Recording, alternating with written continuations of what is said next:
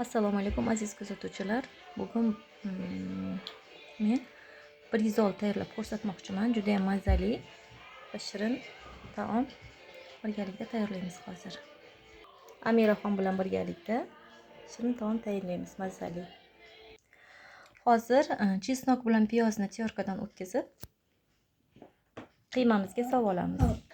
Mana tyorkadan o'tkazib olingan piyoz bilan chesnokni solib, har xil ziravorlar solib birga aralashtirib olamiz yaxshilab. Mana hammasini aralashtirib oldik. Tabingizga qarab tuz solib olasiz. Biz masallig'imiz tayyor. Mana. Endi bu qiymamizni dumaloqchalarga bo'lib olamiz. Mana menda 8 ta dumaloqcha chiqdi. Har bittasiga bittadan tuxum ishlatamiz. Hozir esa dumaloqlangan qiymani yoyib olamiz. Har bittasini.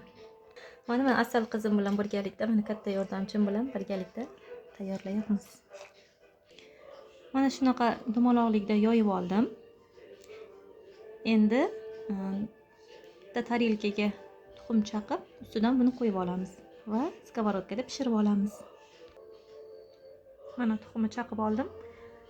Endi tuxumni ustiga qiymamizni qo'yib olamiz. Xuddi mana shu shaklda. Mana shu shaklda skоворodkamizga solib oldim. Endi ikki tomonini yaxshilab pishirib olamiz. Mana azizlar, hammasini mana shu tarzda pishirib olamiz va ichiga masalliqlarni joylashtiramiz. Ya'ni mayonez, bodring, ko'kat, pomidorlarni hammasini. Hozir buni ham ko'rsatib o'taman. Mana birinchi ketchup surib oldim. Ana undan keyin mayonez surtib oldim. Mayonezga men chesnak aralashtirdim, juda ham mazali bo'lishi uchun. Ana endi pomidor, bodringlarni ketma-ket qo'yib chiqamiz. Mana ichiga joylashtirib oldim.